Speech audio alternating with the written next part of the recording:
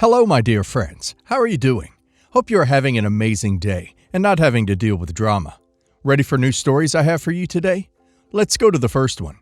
And don't forget to listen to the end of the story, guys, to hear my insights. Enjoy the stories, and don't forget to like and subscribe. And of course, don't forget to leave a comment. Back when I, 24 female, was in college, I had a serious relationship with someone I'll call Luke, 26 male. We dated for a little over a year and were pretty serious. Near the end of our relationship, I got pregnant. It wasn't planned, but I decided I was going to keep the baby. Luke initially said he'd support me. We agreed to tell our families and figure things out from there. The next day, he disappeared. No calls, no texts. A couple days later, I got a package in the mail with some cash and a short note that just said something like, "to get rid of the baby."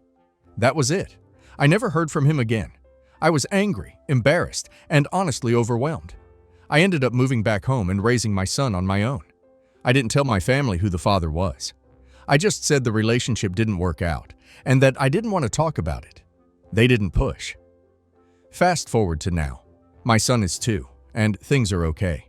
I have support from my family, I'm working, and I found some stability. A few weeks ago, my sister, 28F, told us she was bringing her new boyfriend of a couple months to her birthday dinner.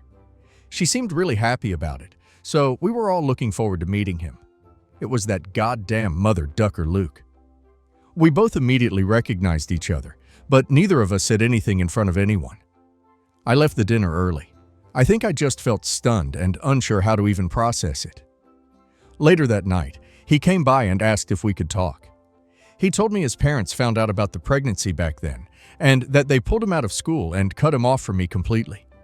He said they were the ones who sent the money and the note, and that he didn't know I'd gone through with the pregnancy. He thought I'd had an abortion and that it was over. I don't know how much of that is true, but he did seem genuinely surprised and shaken. We talked for a while, and eventually he asked if I was going to tell my sister. I told him I wasn't planning to. I said I didn't want to create unnecessary conflict, especially if the relationship was new and might not go anywhere. That was a few weeks ago. I haven't told my sister anything, and Luke hasn't reached out again. But I've been sitting with this, and I don't know what to do. I don't want to lie to my sister, but I also don't want to cause drama if this relationship fizzles out on its own. At the same time, if things don't fizzle and he stays in her life long term, it feels worse to stay quiet. I've been avoiding being around them, which I think she's noticed. I don't think she suspects anything, but I also know I can't avoid this forever. It makes it hard to believe his sob story when he seems to be pretty happy to still not tell the truth to someone else who he's in a relationship with. OP's sister needs this information now, before she invests too deeply into this relationship. Good relationships cannot be built on foundations of lies. OP needs to give her the information so that she can make informed decisions. And now let's hear community's opinion. I'm going to say you're not an a-hole for not wanting to, but that you should tell her, especially with the context of what happened and what he has told you happened. Not the a-hole for not wanting to, but you would be the a-hole if you didn't tell her. Think how she's going to react when she finds out. These things always come out. Yes, the a-hole. This isn't the type of secret you keep from your family if you care about them. Your sister needed to know the first night what type of asshole she was with. You need to fix this now before the shit gets deeper. Edit to add, I'm thinking about the future when this child gets a DNA test and finds out that any children your sister and this jerk have are half-sibling cousins. That will be a nuke in your family. It's better to fix it now.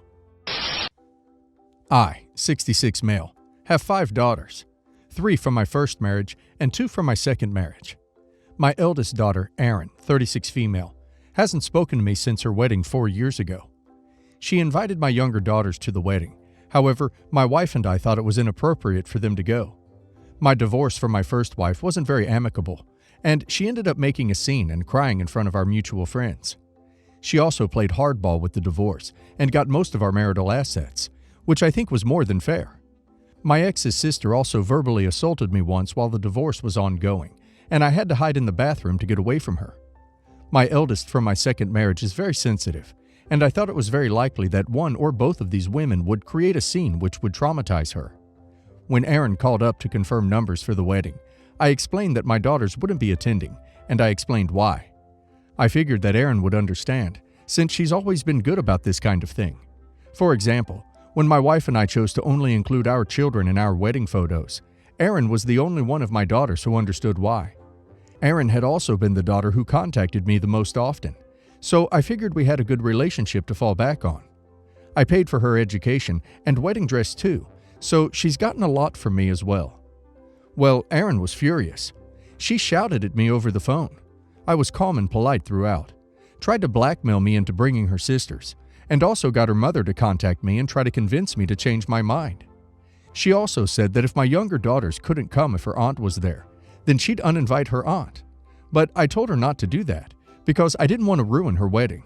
And besides, her mother was a problem as well, so it didn't matter if her aunt was there or not. My younger daughters still couldn't come to the wedding. I ended up going to the wedding with just my wife, and it was lovely. Erin spoke to me for about 10 minutes during the reception, so I thought that she had gotten over her previous nonsense. However, she hasn't tried to call or text me since.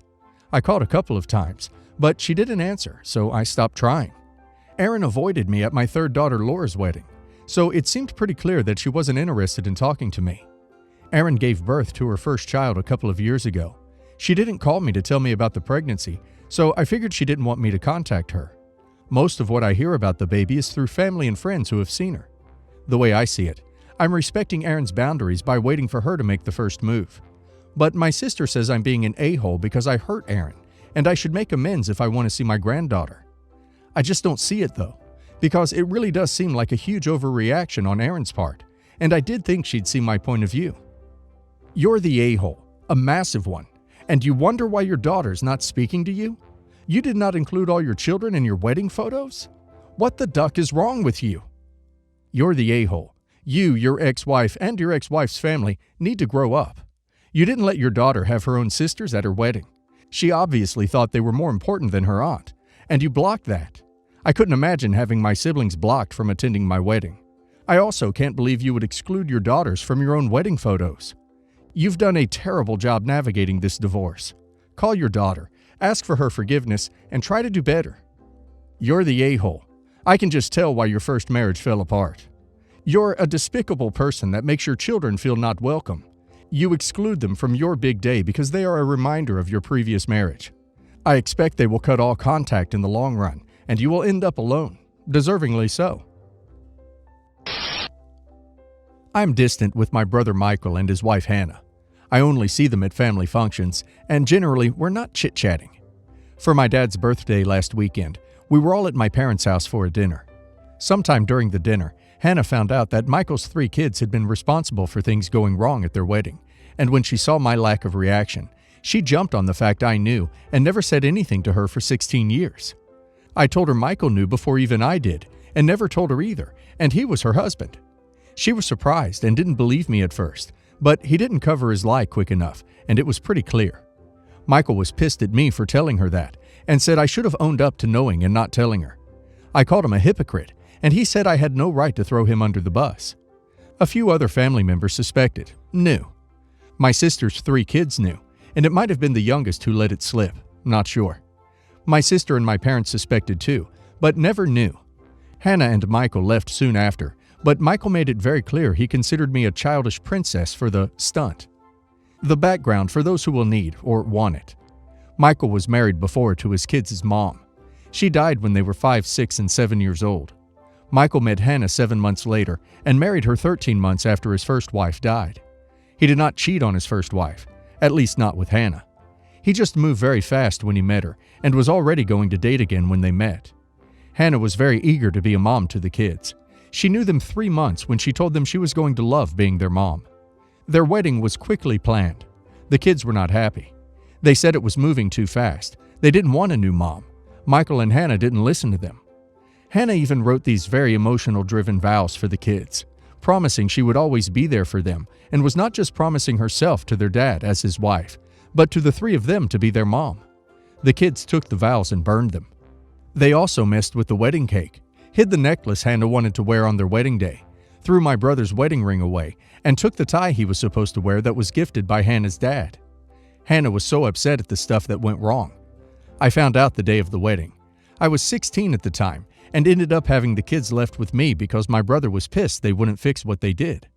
All three kids went no contact with Michael and Hannah when they moved out of the house at 18. Over the years, none of them were okay with things. Michael remained angry over what happened, but never told Hannah, and Hannah remained oblivious and thought the kids would one day accept her as their mom if she kept calling herself that. Am I the a-hole? Wow, that's messed up. In regards to the question, not the a-hole. In the bigger picture, man, do these two suck hard. It's okay to move on quickly. Some people are just that way. But you can't expect the kids to move on this quickly, and especially not demand, for lack of a better word, to become the mom overnight. The whole shenanigans at the wedding should have been a warning sign that the kids need more time to adjust, perhaps therapy, and not a quick, "Your mom is dead, please say hello to your new mom." Not the a-hole. Your brother and Hannah are oblivious to the feelings of the kids and moved at a pace that did not take the kids into consideration. The fact that all three are totally no contact should be a wake-up call to them, but I guess not. Not the a-hole, but whoa, your brother and sister-in-law made some very poor, selfish decisions, and at least from what you've written here, are bad people.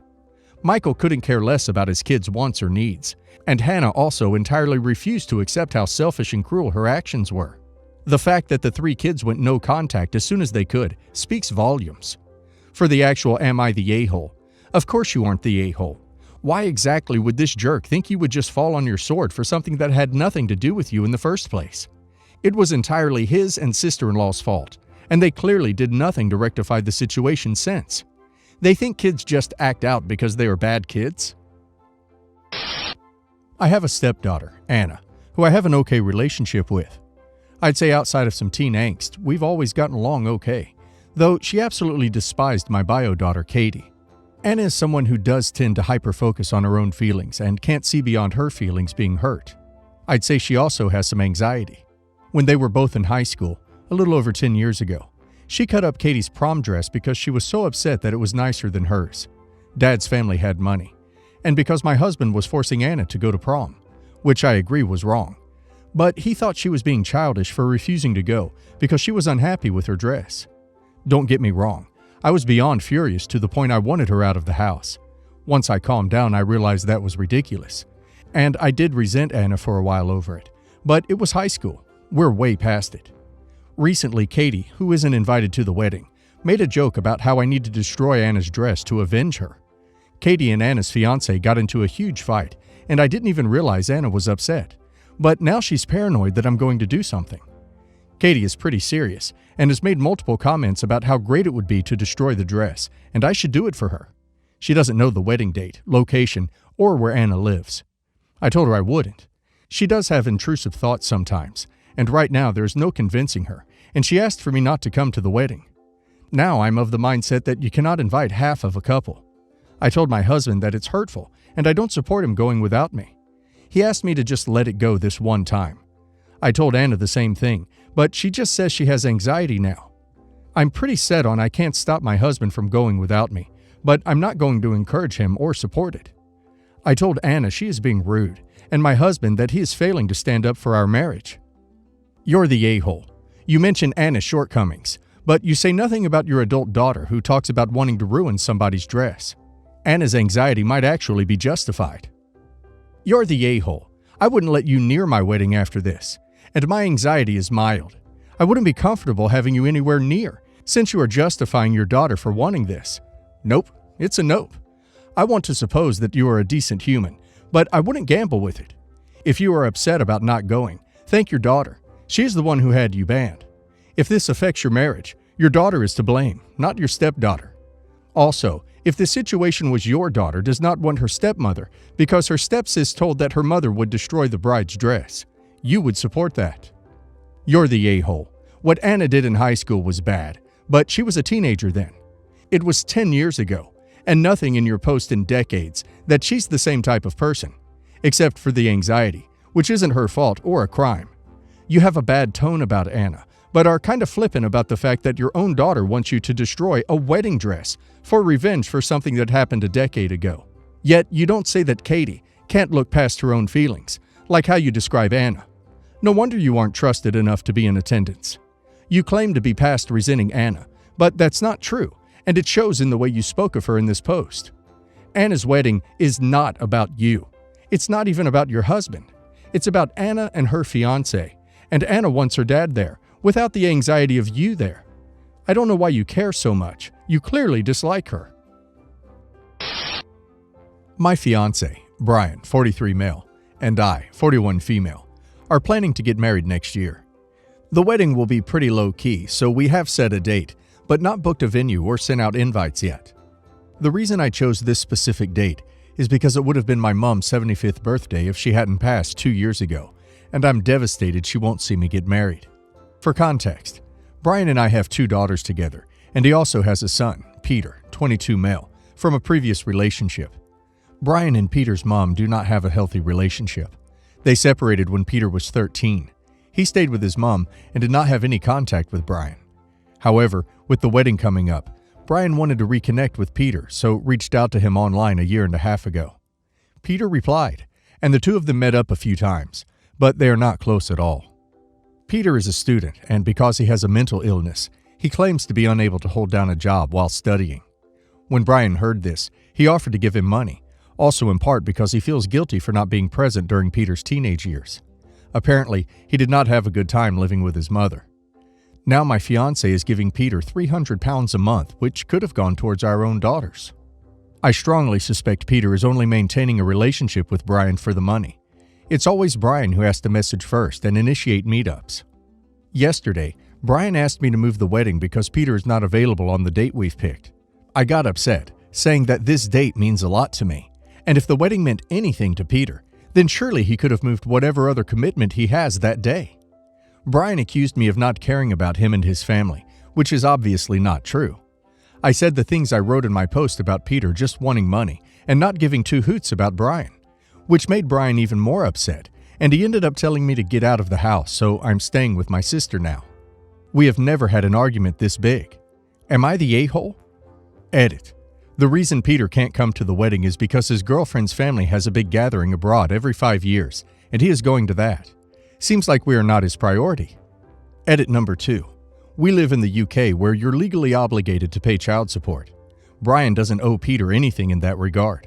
I did an online calculator, and according to that, it was around £450 per month. Edit number 3. I picked my wedding date before Peter's girlfriend's family planned their holiday. Peter knew when the wedding would be. Then his girlfriend invited him on holiday, and he literally canceled on us. Update. I realized I need to be more considerate of other people's perspectives, especially Peter's. However, I'm now quite upset with my fiancé because he hid Peter from me until I was pregnant with our first daughter. I'm also worried he might leave me and my children. I might push the wedding back a year because I need answers from Brian. Getting married on your dead mother's birthday is insane. You are guaranteeing from the get-go that your anniversary will always be a memorial to your grief, instead of a celebration of you and your spouse's love. My husband and I specifically set a date far away from his late father's birthday or the anniversary of his passing for this exact reason. This is a weird and uncomfortable memorial concept. And yes, you're the a-hole for prioritizing dead family members over living ones. I understand it's important to honor your mom at your wedding, but you haven't picked a venue or set anything up. Whereas Peter has an itinerary that is probably paid for already. Not only that, but your whole attitude of, he's only using my husband for money, is seriously dismissive of what he had to endure when his dad abandoned him as a teenager. Of course he's guarded and doesn't reach out. Your fiancé is trying to build their relationship. And that is why it's so important to your fiancé that his son is at his wedding. He wants him to feel included, and this is a huge moment for that. Would your mom really be okay with you standing in the way of your fiancé trying to give Peter what you had with her, and doing it in her honor? She's gone. You don't get to make more memories with her. But Peter is alive, and they can still make memories that matter. I'm sorry if that sounds harsh, but there are other ways to honor your mom.